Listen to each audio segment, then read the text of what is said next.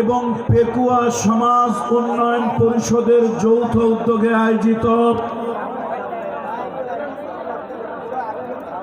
মরহুম মাওলানা শহীদুল্লাহ রহমতুল্লাহ আলাইহির দ্বিতীয় ইসালে সওয়াব মাহফিল,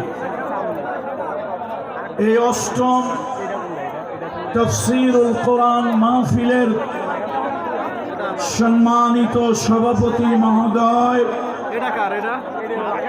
অধ্যক্ষ মাওলানা বদিউল আলম জিহাদি সাহেব হাফেজাহুল্লাহ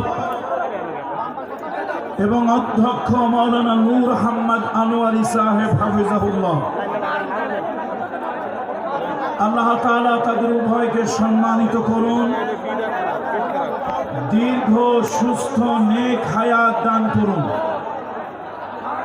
আজকের এই ঐতিহাসিক তাফসীরুল কোরআন মাহফিলে আমার সামনে বসে থাকা দিনদার, ইমানদার, পরহেজগার মুসল্লিরা, তারুণ্যের উচ্ছ্বাস উদ্দীপনায় ভরপুর, অন্যায় এবং অশক্তির বিরুদ্ধে প্রতিবাদী কণ্ঠ, ছাত্র বন্ধুরা, কিশোর তরুণ যুবকেরা, পর্দার আড়ালের সম্মানিত মা ও বোনেরা, আমি সকলের প্রতি সকলের খিদমতে শ্রেণী মোতাবেক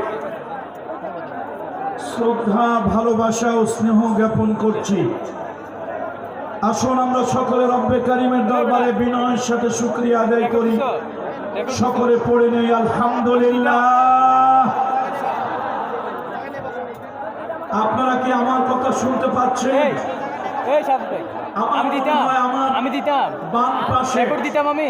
আমার বাম পাশে স্টেজের বাম পাশে যে সকল বন্ধুরা আছেন, আমি আপনাদেরকে অনুরোধ করছি আল্লাহর হস্তে মাহফিলের শান্তি শৃঙ্খলা বজায় রাখার স্বার্থে আপনারা অনুগ্রহপূর্বক একটু শান্ত হয়ে যান প্লিজ। মিডিয়ার বন্ধুরা অনেক দূর থেকে এসেছে,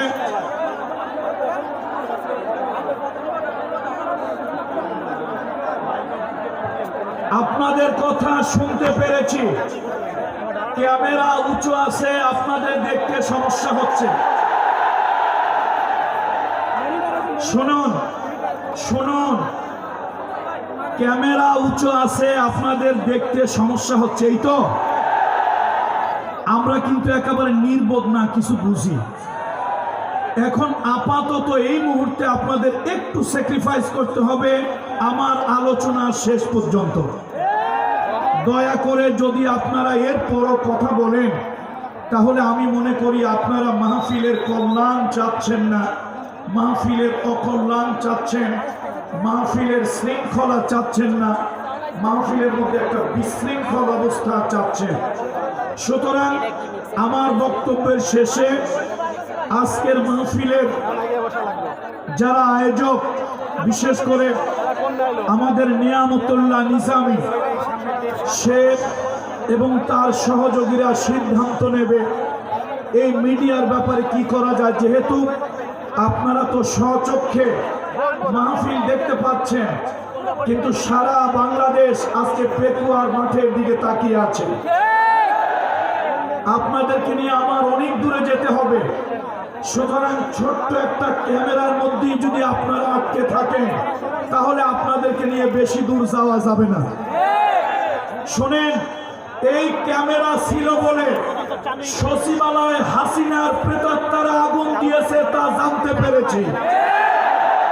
এই ক্যামেরা মিডিয়া যদি না থাকতো, তাহলে হাসিনা ইন্ডিয়ায় পালিয়ে গিয়েছে, তার প্রেতাত্মারা সচিবালয়ে বসে বসে নানান ধরনের কুটকৌশল চালাচ্ছে, তা বুঝতে পারতাম না। সুতরাং ক্যামেরা মিডিয়ার প্রয়োজন আছে।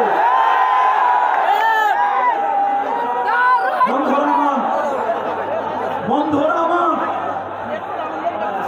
আপনারা আল্লাহর রাস্তে শান্ত হয়ে যান প্লিজ। আজকের মাহফিল, আজকের এই জনসমুদ্র, আমাকে শুনতে পাচ্ছেন আপনারা? আমাকে শুনতে পাচ্ছেন? আমি আপনাদেরকে নিয়ে একটু জিহাদের মাঠে যেতে চাচ্ছি। জিহাদে যাওয়ার জন্য কারা কারা প্রস্তুত?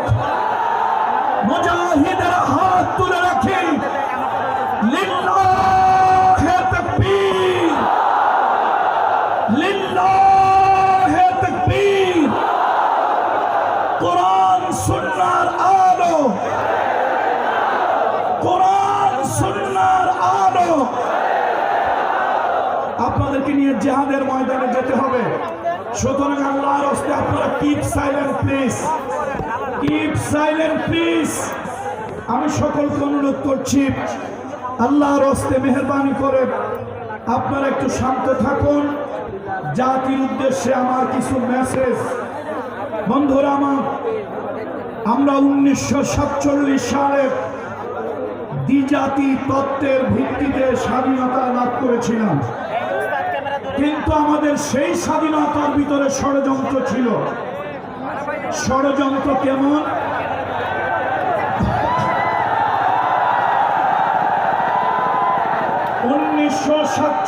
সালে আমরা দ্বিজাতি তত্ত্বের ভিত্তিতে স্বাধীনতা লাভ করলাম, কিন্তু সেই স্বাধীনতা আমরা সুফল ভোগ করতে পারলাম না।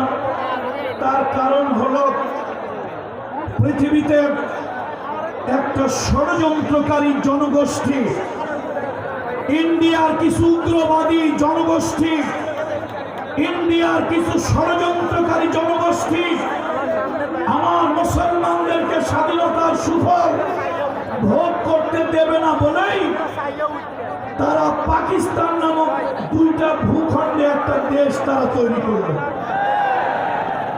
দুইটা ভূখণ্ডের ভিতরে মাঝখানে, দুইটা ভূখণ্ডের মাঝখানে 1000 কিলোমিটারের ব্যবধান।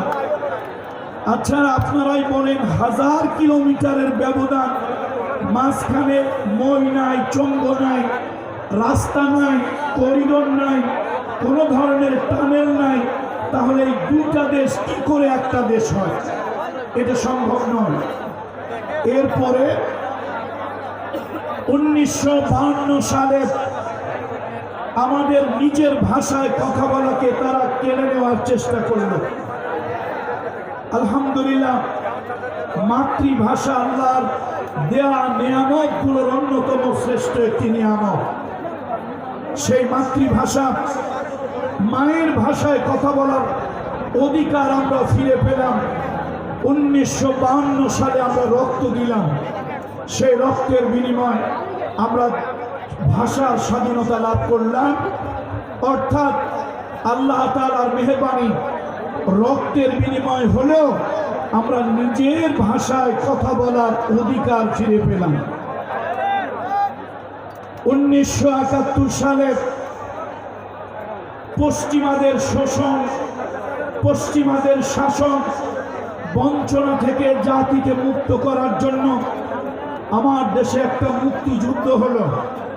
সেই যুদ্ধে ভারত অংশগ্রহণ করেছে তার স্বার্থে, কিন্তু এই 1971 সালে মুক্তিযুদ্ধের সকল কৃতিত্ব ভারত নিয়ে যেতে চায় এবং এই দেশের হাজার হাজার কোটি ডলারের সম্পদ যারা মুক্তিযুদ্ধে অংশগ্রহণ করে আমার দেশ থেকে চুরি করে তারা তাদের দেশে নিয়ে গিয়েছে। বন্ধুরা আমার, সেই ভারতের অগ্রাসন থেকে এখনো আমরা মুক্তি পাই নাই।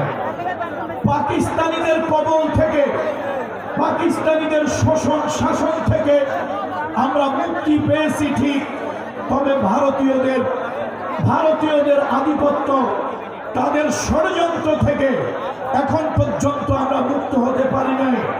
আমার দেশের ভিতরে অর্থনৈতিক বৈষম্য, আমার দেশের ভিতরে পানির বৈষম্য, আমার দেশের ভিতরে চাকরির বৈষম্য, আমার দেশের ভিতরে বিডিআরের যে হত্যাকাণ্ড, আমার দেশের সোনার টুকরা আর্মি এবং বিডিআরদেরকে ষড়যন্ত্র করে তারা হত্যা করে আমার দেশের সশস্ত্র বাহিনীকে তারা দুর্বল এবং পঙ্গু বানিয়ে দিতে চেয়েছিল।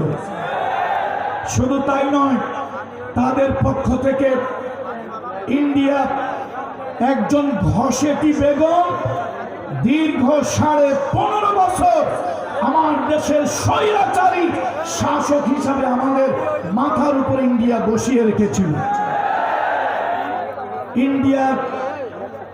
ইন্ডিয়ার ভালোবাসার মানুষ এদেশ থেকে ধাওয়া খেয়ে মাত্র 45 মিনিটে ইন্ডিয়া পালিয়েছে, কিন্তু তাদের প্রেতাত্মা বাংলাদেশে এখনো রয়ে গেছে। গত 25 তারিখ সচিবালয়ে এই যে মিডিয়ার শত শত মিডিয়ার ক্যামেরা, এই মিডিয়ার ভাইদের মাধ্যমে, সোশ্যাল মিডিয়ার মাধ্যমে আমরা দেখতে পারলাম আমার জাতির গুরুত্বপূর্ণ একটা দুর্গ সচিবালয়, যেখানে রাষ্ট্রের গুরুত্বপূর্ণ নথিপত্র থাকে, সেই নথিপত্রগুলো পুড়িয়ে দিয়ে রাষ্ট্রকে ল্যাংড়া খোড়া বানিয়ে দেওয়ার জন্য, রাষ্ট্রের কার্যকে অকার্যকর করে দেওয়ার জন্য একই সাথে তারা দুই জায়গা আগুন দিয়েছে। ইলেকট্রিক শর্ট সার্কিট যদি হয় তাহলে আগুন এক জায়গায় লাগবে, এক জায়গা থেকে ছড়িয়ে পড়বে চতুর্দিকে, কিন্তু একই সাথে ইলেকট্রিক শর্ট সার্কিট দুই দিকে আগুন একই সাথে লাগতে, তাহলে এই আগুন লাগেনি, আগুন কিছু উদ্দেশ্য প্রণোদিত কিছু শকুনেরা আগুন লাগিয়ে দিয়েছে। সুতরাং আপনারা কিন্তু দেশ এখনো পুরোপুরি স্বাধীন হয় নাই। আমার দেশের আর্মি, আমার দেশের র্যাব, আমার দেশের পুলিশ প্রশাসন তারা চেষ্টা করতেছে, কিন্তু আওয়ামী লীগের অথবা সেই স্বৈরাচারী পতিত সরকারের দুই চারটা দোষর তো এখনো আছে। ভাইরা আমার, শয়তান যেরকম মরে নাই, শয়তানের চেহারাও দুনিয়া থেকে এখনো বিদায় হয় নাই। সুতরাং ষড়যন্ত্র ছিল, ষড়যন্ত্র আছে, ষড়যন্ত্র থাকবে। এই ষড়যন্ত্রের মোকাবেলা করে আমাদেরকে সামনের দিকে এগিয়ে যেতে হবে। বলুন ইনশাআল্লাহ। একটুখানি জিকির করি, লা ইলাহা ইল্লাল্লাহ, লা ইলাহা। এই মাকে তারা আপনার একটু বিরত আলোচনা করতে পারবেন। একটা শুনে একটা দিকে, একটা শুনে একটা দিকে যায়। এখানে স্টেজের আওয়াজ আসতে হবে, এমনকি বক্তা সাউন্ড করে আওয়াজ করতে পারবে। এখানে যেটা বক্সির ব্যবস্থা করে স্টেজে বক্তা সাউন্ড করে আওয়াজ করতে হলে সে কথা বলতে পারবে না, কেউ পারবে না, কোনো বক্তা পারবে না, সম্ভব নয়। শান্তিতে বক্তা যদি কথা না বলতে পারে বিশাল মাহফিল বন্ধ হয়ে যাবে, বিশাল মাহফিল নষ্ট হয়ে যাবে। কথা একবার এদিকে একবার ওদিকে যাচ্ছে।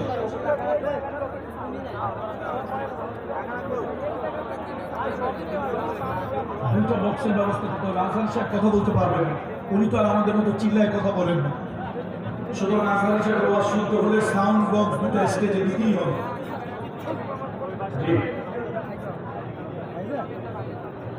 আমি মনে করি আজহার সাহেব আসার আগে মাহফিলের সাউন্ড সিস্টেম ভালো হওয়া দরকার।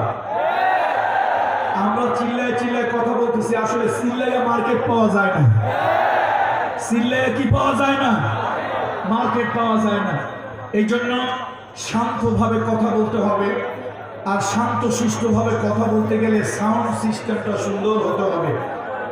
আমি মাহফিল নেয়ামতুল্লাহ নিজামী সাহেব সহ মাহফিলের যারা সার্বিক তত্ত্বাবধানে, মাহফিলের সার্বিক দায়িত্বে যারা আছেন, সাউন্ড সিস্টেমে এই পর্যন্ত যত বক্তা কথা বলেছেন কেউ হৃদয় তৃপ্তি নিয়ে কথা বলতে পারেন না, আমার বিশ্বাস, আমিও পাচ্ছি না। সুতরাং কথা যেন সুন্দর করে বলা যায়, আয়েশ করে বলা যায়, কথা যেন রিল্যাক্স মোডে বলা যায়, সেই ব্যবস্থাটা দয়া করে করুন।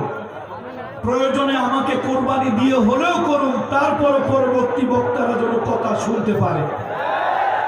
কথা ঠিক কিনা বন্ধুরা? কালামুল্লাহ শরীফ থেকে তেলাওয়াত করেছি। আল্লাহ তাআলা কোরআনুল কারীমের ভিতরে ইরশাদ করেছেন, ইউরিদুনা আন ইউতফিউ নূরাল্লাহি বিআফওয়াহিহিম।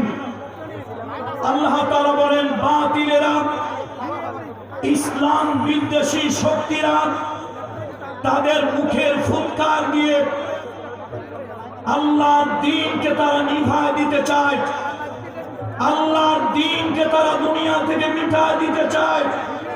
ওয়ায়াকবাল্লাহু ইল্লা আন ইউতিম্মা নূরাহু। আর আল্লাহ তো কেবল চান তার দিন সারা দুনিয়ায় ছড়িয়ে পড়ুক। আল্লাহ চায় তার দিন সারা দুনিয়ায় বিজয় হোক। ওয়ালাউ কারিহাল কাফিরুন, কাফেরদের কাছে যতই অপছন্দ লাগুক। হুয়াল্লাযী আরসালা রাসূলাহু, আল্লাহ তাআলা তিনি তার রাসূলকে প্রেরণ করেছেন বিল হুদা, সত্য হেদায়েত দিয়ে, অদীনিল হক, সত্য ধর্ম সহকারে, লিইয়ুযহিরাহু আলাদ দীন কুল্লি, এই দুনিয়ায় যত বাদ মতবাদ আছে সব বাদ মতবাদের উপরে দ্বীনকে বিজয় করার জন্য আল্লাহ তাআলা সত্য দাওয়াত, সত্য ধর্ম দিয়ে, সত্য দাওয়াত দিয়ে রাসূল সাল্লাল্লাহু আলাইহি ওয়াসাল্লামকে আল্লাহ তাআলা পাঠিয়েছেন। আর এই দিন বিজয় হবে ওয়ালাউ কারিহাল মুশরিকুন, যদিও তা মুশরিকদের কাছে অপছন্দ লাগে। আজকে সারা দুনিয়ায় মুসলিম মিল্লাতের ভিতরে এক নব জাগরণ আসতেছে। আমাদের নতুন জেনারেশন ইসলামের দিকে ঝুঁকে পড়তেছে। এদেশের তাগুত বাতিল শক্তি এটা কোনোভাবেই মেনে নিতে পারছে না। তাম দুনিয়ার মুসলমানদেরকে, যুব সমাজকে দিন থেকে দূরে রাখার জন্য, দিন থেকে মাহরুম রাখার জন্য, তাদেরকে ইসলাম থেকে অন্য মতাদর্শের দিকে ঝুঁকিয়ে দেওয়ার জন্য তাম দুনিয়ার বাতিল শক্তিগুলি নানান ধরনের চক্রান্ত, নানান ধরনের ষড়যন্ত্র তারা করতেছে।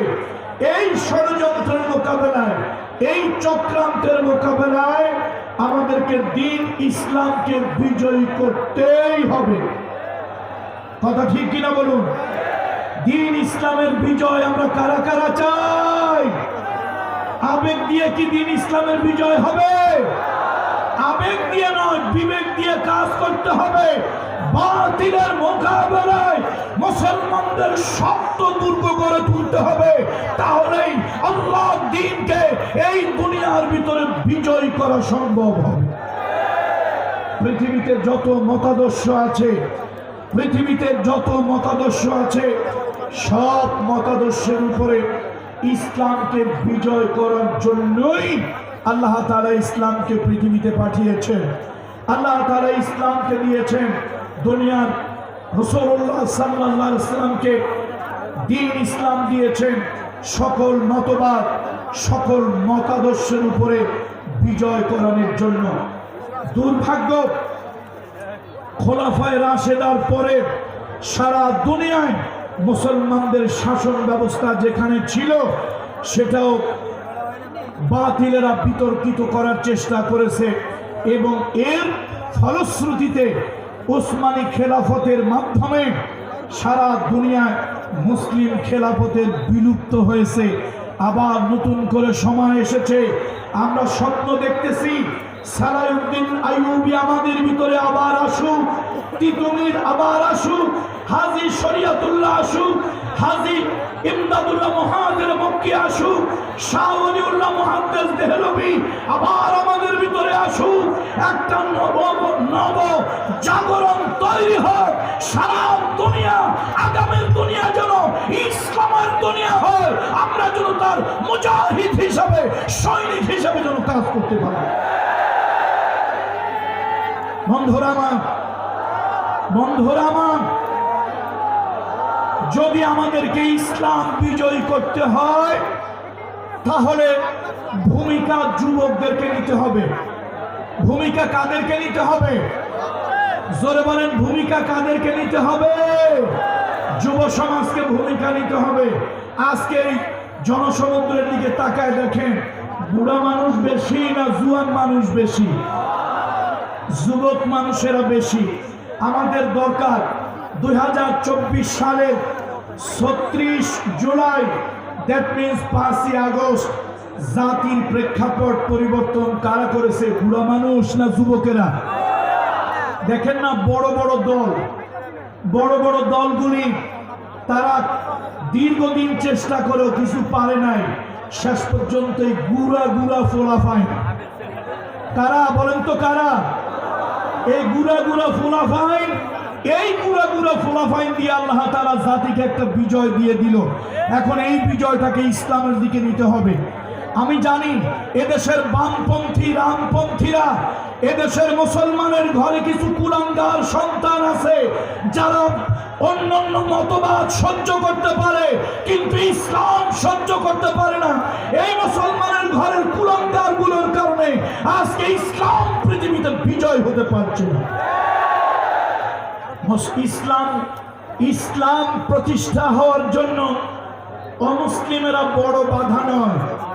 ইসলাম প্রতিষ্ঠার জন্য মুসলমানের ঘরের কিছু সন্তান হচ্ছে সব থেকে বড় বাধা, বড় প্রতিকূলতা। সুতরাং আজকে এই মাহফিল থেকে, আজকের এই মাহফিলে যেন শোডাউন না হয়, আজকের মাহফিল যেন শুধু শোডাউন না হয়, আজকের মাহফিল যেন একটা মেসেজ, একটা বার্তা নিয়ে যেন যার যার বাড়ি ফিরে যায়। আমরা প্রত্যেকে নিজের অঙ্গনে দায়িত্বশীল। আলা কুল্লুকুম রাইন, আলা কুল্লুকুম রাইন ওয়া কুল্লুকুম মাসউলুন আন রাইয়াতিহি। তোমরা প্রত্যেকেই নিজ নিজ জায়গায় একজন দায়িত্বশীল, একজন অভিভাবক। প্রত্যেকের নিজ নিজ জায়গায় অভিভাবকত্ব সম্পর্কে আল্লাহ সুবহানাহু ওয়া তাআলা কিয়ামতের আদালতে, আল্লাহর আদালতে, কিয়ামতের ময়দানে আল্লাহ তাআলা জিজ্ঞেস করবেন। সুতরাং আজকের মাহফিলে বাংলাদেশের বিভিন্ন জায়গা থেকে, বিভিন্ন প্রান্ত থেকে যেই সকল কিশোর তরুণ যুবক বন্ধুরা আসছেন, যদি দিন কায়েমের সংগ্রাম প্রয়োজন হয়, এদেশের আলেম ওলামারা কোরআনের রাজ কায়েমের জন্য আপনাদেরকে যদি আহ্বান করে, সেই আহ্বানে কারা কারা সাড়া দিতে রাজি আছেন? হাত উঁচু করে দেখা। লিল্লাহে তাকবীর, লিল্লাহে তাকবীর। বন্ধুরা আমার, বন্ধুরা আমার, আমার দেশে বিভিন্ন ধর্মের লোক এই বাংলাদেশে আছে। এই বাংলাদেশে হিন্দু আছে, বৌদ্ধ আছে, খ্রিস্টান আছে, কিছু মাইনরিটি জনগোষ্ঠী আছে। আমরা তাদের উদ্দেশ্যে বলতে চাই, আজকের এই মিডিয়াকে সামনে রেখে, ইসলাম প্রতিষ্ঠা হলে এ দেশের মেজরিটি পার্সেন্ট নাগরিক মুসলমান, তাদের জন্য যদি ইসলাম রাষ্ট্রীয়ভাবে প্রতিষ্ঠা হয়, কোরআনের আইন যদি কোনো এই সমাজে কায়েম হয়ে যায়, তাহলে আমি বলবো সব থেকে বেশি উপকৃত হবেন আমার অমুসলিম ভাই বোন বন্ধুরা। তারা সব থেকে বেশি উপকৃত হবেন, তারা নিরাপত্তা লাভ করবেন। এদেশের আলিয়া মাদ্রাসা বলেন, কওমি মাদ্রাসা বলেন, জামাত ইসলামী বলেন, হেফাজতে ইসলামী বলেন, এদেশের সংকটময় সময় অমুসলিমদের নিরাপত্তা দেওয়ার জন্য, অমুসলিম ভাই বোনদের জান মাল ইজ্জতের হেফাজতের জন্য এদেশের ইসলামী দলগুলি, এদেশের আলেম ওলামা, এদেশের আলিয়া কওমি মাদ্রাসাগুলি আগে গিয়ে এসেছে। বলুন ঠিক কিনা? সুতরাং ইসলাম প্রতিষ্ঠা যদি হয়, কোরআনের রাজ যদি কায়েম হয়, অমুসলিম ভাই বোনদেরকে মিডিয়ার মাধ্যমে জানিয়ে দিতে চাই, আপনারা সব থেকে বেশি নাগরিক অধিকার ভোগ করবেন, মানবিক অধিকার ভোগ করবেন। আল মুসলিমু মান সালিমান নাস, আল মুসলিমু মান সালিমান নাস মিন লিসানিহি ওয়া ইয়াদিহি। আল্লাহ নবী বলেছেন, সেই লোকটা মুসলমান যার হাত এবং জিহ্বা থেকে অন্য মানুষ নিরাপদ থাকে। সুতরাং ইসলাম যদি এদেশে রাষ্ট্রীয়ভাবে প্রতিষ্ঠা হয়, আমার কোন হিন্দু সম্প্রদায়ের ভাই বোন, বৌদ্ধ খ্রিস্টান সম্প্রদায়ের ভাই বোন, এদেশে উপজাতীয় সম্প্রদায়ের কোন ভাই বোনেরা কোন মানুষের কথায় তারা নির্যাতিত হবেন না, হাতের দ্বারা নির্যাতিত হবেন না।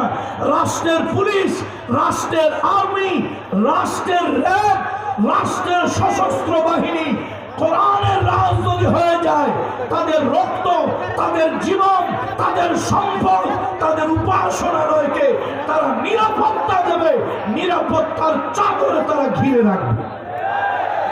আমরা আপনাদেরকে দয়া করতে চাই না। আজকে মিডিয়ার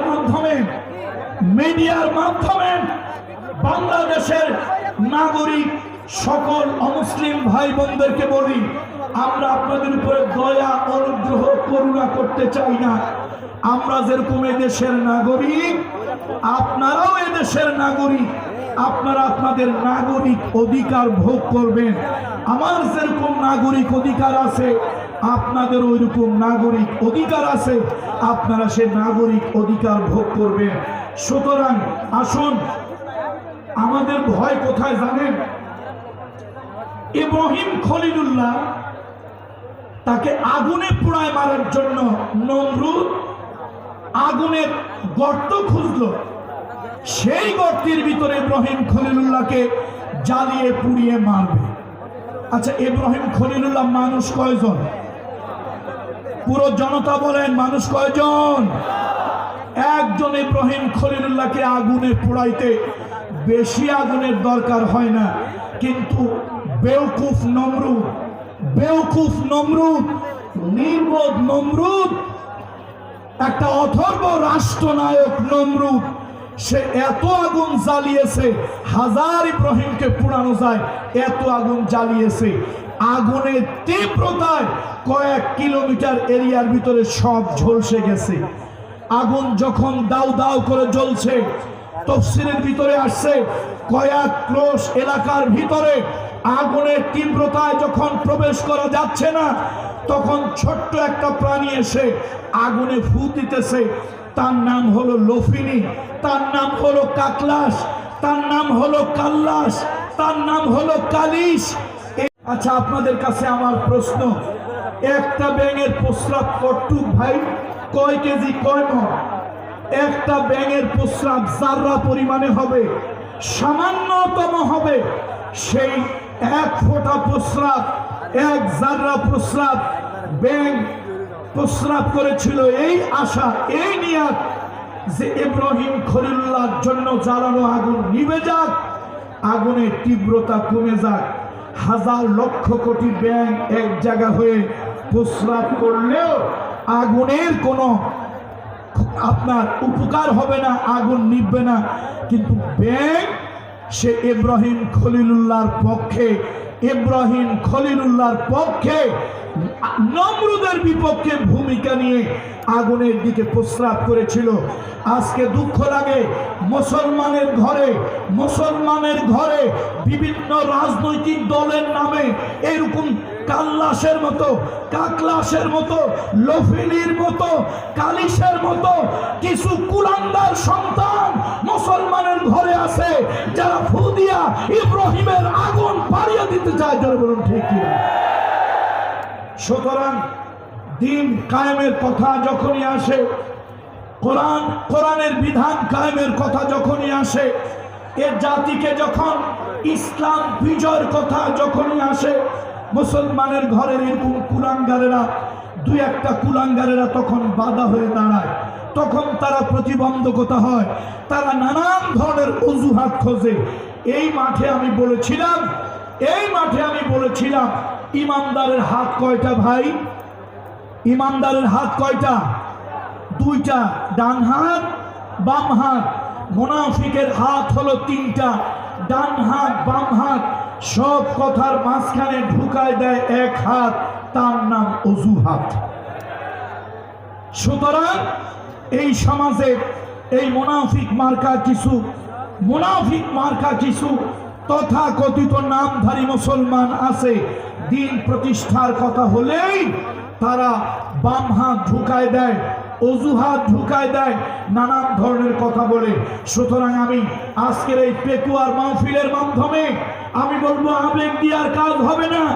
এর জাতিকে শান্তি দিতে হলে, চোরের হাত থেকে রক্ষা করতে হলে, ডাকাতের হাত থেকে জাতিকে রক্ষা করতে করতে হলে, এদেশে অর্থ পাচারকারীদের হাত থেকে জাতিকে মুক্ত করতে হলে, হিন্দু বৌদ্ধ খ্রিস্টান মুসলমানদেরকে শান্তি নিরাপত্তা দিতে হলে আল্লাহর কোরআনের আইন ইসলামের বিধান ছাড়া অন্য আর কোন রাস্তা নাই। ঠিক কিনা? সুতরাং আমরা এই জাতির নিরাপত্তা চাই, শান্তি চাই, কল্যাণ চাই। দেখেন না, চোরেরা পাচার করবি তো কর, লক্ষ কোটি কোটি টাকা বিদেশে এক চোর পাচার করেছে হাজার হাজার কোটি টাকা, হাজার হাজার কোটি টাকা। কোরআনের শাসন যদি থাকতো, এই চোরেরা কি এত টাকা পাচার করতে পারতো? এত টাকা পাচার করা সম্ভব হতো? এত টাকা পাচার করা সম্ভব হতো না। এত টাকা পাচার করা সম্ভব হতো না। কোরআনের বিধান না থাকার কারণে, হকের বিধান না থাকার কারণে, সত্য প্রতিষ্ঠা না থাকার কারণে এই জালিমেরা দেশের মানুষের অধিকার নিয়ে ছিনিমিনি খেলতে সাহস পায়। আমার কথা হলো, কোরআনের আইন চলবে। কোরআনের আইন যদি চলে, নাগরিক তার নাগরিক অধিকার পাবে। রাষ্ট্রের একজন সাধারণ গরিব হিন্দু, রাষ্ট্রের একজন সাধারণ গরিব খ্রিস্টান, রাষ্ট্রের একজন সাধারণ গরিব উপজাতি, সে তার নাগরিক অধিকার পাবে। তার কারণ হলো, কোরআনের আইন যদি প্রতিষ্ঠা হয়, কোরআনের রাজ যদি প্রতিষ্ঠা হয়, কোরআন জানিয়েছে ওয়া আকসিতু ইন্নাল্লাহা ইউহিব্বুল মুকসিতিন, ওয়া আকসিতু ইন্নাল্লাহা ইউহিব্বুল মুকসিতিন।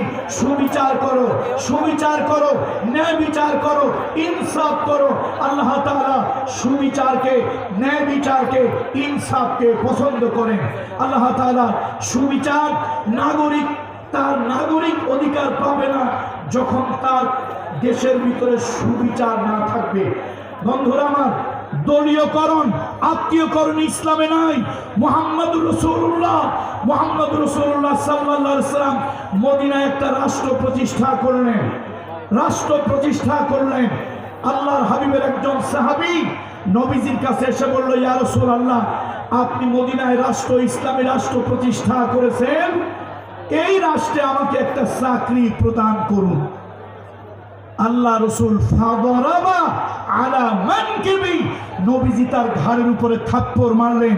আর নবীজি রাগ হয়ে বললেন, ইন্নাহা লা আমানাতুন, শোনো, এটা একটা আমানত। রাষ্ট্রের চাকরি, রাষ্ট্রের চাকরি, রাষ্ট্রের দায়িত্ব একটা আমানত। এই আমানত যার তার কাছে দেওয়া যায় না, যেই সেই ব্যক্তির কাছে রাষ্ট্রের আমানত দেওয়া যায় না।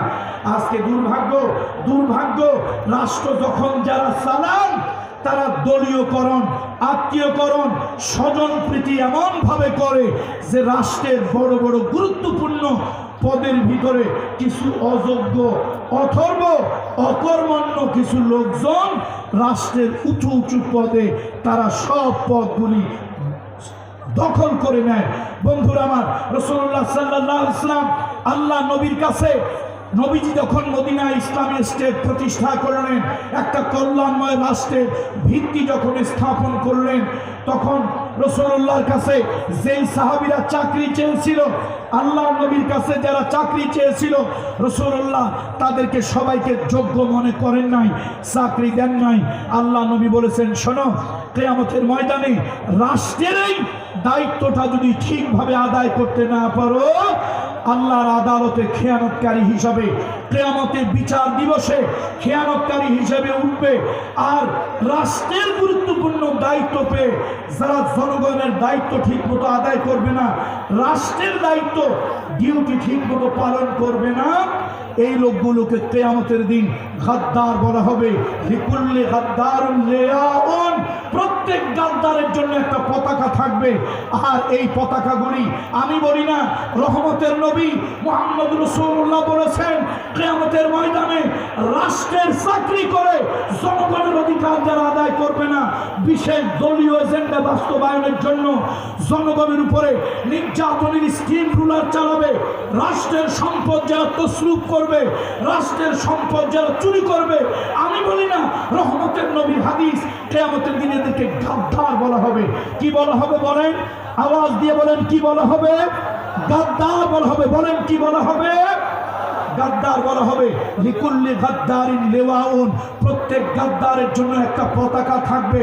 আর লোকেরা দাঁড়িয়ে দাঁড়িয়ে দূর থেকে বলবে হাদা গাদ্দারুন ফুলানুন, হাদা গাদ্দারুন ফুলানুন, এ হলো অমুক গাদ্দার, অমুক গাদ্দারের পতাকা। এই সব গাদ্দারগুলি, আপনি রাষ্ট্রের এমপি হন, রাষ্ট্রের মন্ত্রী হন, রাষ্ট্রের ডিসি হন, রাষ্ট্রের ওসি হন, রাষ্ট্রের এসপি হন, রাষ্ট্রের যে কোনো দায়িত্বে আপনি আসেন, সে দায়িত্ব আপনার উপরে আমানত, সে দায়িত্ব আপনার উপরে আমানত।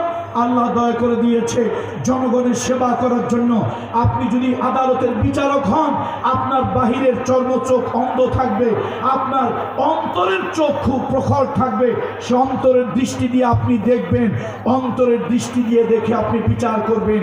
আপনি বাহ্যিক চোখ দিয়ে দেখবেন না, কে কালো কে ফর্সা এইটা দেখবেন না, কে আপন কে পর এইটা দেখবেন না। আপনি যখন রাষ্ট্রের বিচারক হবেন, আপনার চর্মচোখ অন্ধ থাকবে, অন্তর্দৃষ্টি প্রখর থাকবে, এবং সেই অন্তর্দৃষ্টি দিয়ে দেখে এরপরে আপনি বিচার ফয়সালা করবেন। সুতরাং আসুন, আমরা একটা কল্যাণময় রাষ্ট্র চাই, আমরা একটা কল্যাণময় রাষ্ট্র চাই। এই জেনারেশন নতুন যারা দেশ স্বাধীন করলো তাদেরকে কি বলা হয়? তাদেরকে কি বলা হয়? জেন জি নাকি জেনারেশন জি? এই জেন জি জেড, তাদেরকে আমি বলি, আপনারা তো দেশ স্বাধীনের জন্য 1000-এর উপরে নতুন প্রজন্ম আপনারা জীবন দিয়েছেন। 1 লক্ষ যারা চোখ হারিয়েছে, পা হারিয়েছে, আহত হয়েছে, মারাত্মকভাবে আহত হয়েছে, এই জনগোষ্ঠীকে আমি বলবো, জনতাকে বলবো, দুনিয়ার জন্য আপনারা রক্ত দিলেন, জীবন দিলেন। আসুন, সত্য প্রতিষ্ঠার জন্য, ন্যায় প্রতিষ্ঠার জন্য, ইনসাফ প্রতিষ্ঠার জন্য, হক প্রতিষ্ঠার জন্য, কল্যাণময় রাষ্ট্র গঠন করার জন্য, যেই রাষ্ট্রে গরিব আর ধনীর ব্যবধান থাকবে না, যেই রাষ্ট্রে হিন্দু বৌদ্ধ খ্রিস্টান মুসলমান কোনো ব্যক্তি নাগরিক হিসাবে তার ধর্মীয় বিবেচনায় সে বিবেচিত হবে না, সে মানুষ হিসাবে বিবেচিত হবে, নাগরিক হিসাবে বিবেচিত হবে, এমন একটা কল্যাণময় ইসলামী রাষ্ট্র করার জন্য আবার যদি আন্দোলন করা লাগে, আবার যদি লাঠি ধরা লাগে, আবার যদি মাঠে নামা লাগে, সত্যের জন্য, হকের জন্য, দিন বিজয়ের জন্য, ইসলামী খেলাফত, ইসলামী রাষ্ট্র প্রতিষ্ঠার জন্য, হিন্দু বৌদ্ধ খ্রিস্টান মুসলমান সকল নাগরিকের মানবিক নাগরিক অধিকার ফিরিয়ে দেওয়ার জন্য কারা কারা জিহাদে শরীক হতে রাজি আছে? হাত উঁচু করে রাখুন, হাত উঁচু করে রাখুন, সিংহের মতো গর্জে উঠুন, লিল্লাহে তাকবীর, লিল্লাহে তাকবীর। কোরআন সুন্নাহর আলো, কোরআন সুন্নাহর আলো, কোরআন সুন্নাহর আলো। হাত নামাই। আগামী দিন হবে, আগামী শতাব্দী হবে, আগামী দশক হবে ইসলামের, সেই প্রত্যাশায় আমরা প্রত্যেকেই দায়িত্বশীল ভূমিকা নিয়ে এই পেকুয়া থেকে আমরা বিদায় হব, পেকুয়া থেকে আমরা বিদায় হব প্রত্যেকের দায়িত্বশীল ভূমিকা নিয়ে। অর্থাৎ নিজ নিজ জায়গায় আমরা সন্ত্রাস করব না, কাউকে সন্ত্রাস করতে দেব না। আমরা মাদক গ্রহণ করব না, কাউকে মাদক গ্রহণ করতে দেব না। আমরা সাদাবাজি করব না, কাউকে সাদাবাজি করতে। এক স্বৈরাচারকে বিদায় করছি, এক স্বৈরাচারকে বিদায় করছি। এখন আবার 2-1 লোক দেশের প্রভু প্রভু ভাব দেখাইতেছে। 2-1 লোক বিভিন্ন এলাকায় প্রভু প্রভু ভাব দেখাইতেছে। এরকম যদি এলাকায় দেখেন, তাহলে একটা কিতাব হাদিয়া দেবেন, কিতাবটার নাম হলো কিতাবুল ফিদা। এই ঔষধের উপরে বড় ঔষধ নাই। আমরা 15 বছরের ডিক্টেটর স্বৈরাচারীকে হটিয়েছি, মামু বাড়ি দিল্লি পাঠিয়ে দিয়েছি। এই দেশে সবাই আমরা ভাই ভাই, সবাই আমরা বন্ধু, সবাই আমরা নাগরিক। কেউ যদি জাতির উপরে প্রভু প্রভু ভাব দেখায়, ওদেরকে ঠ্যাঙ্গাইয়া 15 মিনিটের ভিতরে বঙ্গোপসাগরে পাঠাবো ইনশাআল্লাহ।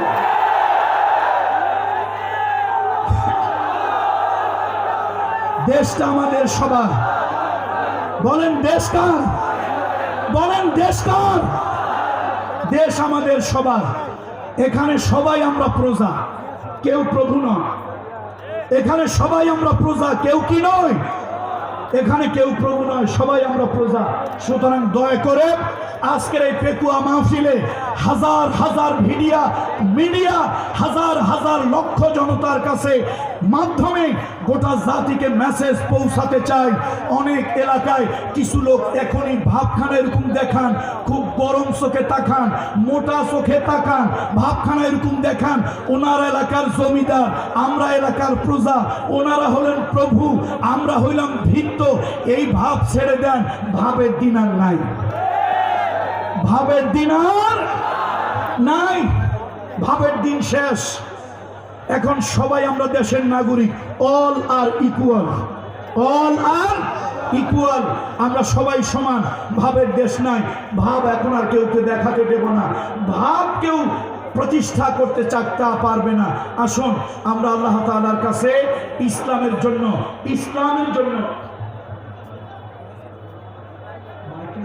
আমার তো কলজা ছিঁড়ে যাচ্ছে। আরে ভাই মাইক বাড়া দিয়ে কাজ হবে না, সেটিংয়ের সমস্যা। আমি কলজা ফাটা চিৎকার দিলাম, বাকিরা তো চিৎকার দিতে পারবে না, আজান এসে ওয়াজ করতে পারবে না কোনোভাবেই। শাউটিং করা যাদের অভ্যাস নাই তারা কিভাবে শাউটিং করে ওয়াজ করবে? বন্ধুরা আমার আসলে খুব কষ্ট হচ্ছে। যাক, আমি নিয়ামতুল্লাহ নিজামী, সে অনেক বড় একটা রিস্ক নিয়েছে। আলহামদুলিল্লাহ, পেকুয়া সমাজ উন্নয়ন পরিষদ এবং মরহুম মাওলানা শহীদুল্লাহ স্মৃতি সংসদ এদের যৌথ প্রচেষ্টায় নিয়ামতুল্লাহ নিজামী অনেক বড় একটা শেষ সাহস না, এটাকে কি বলে? দুঃসাহস দেখিয়েছে।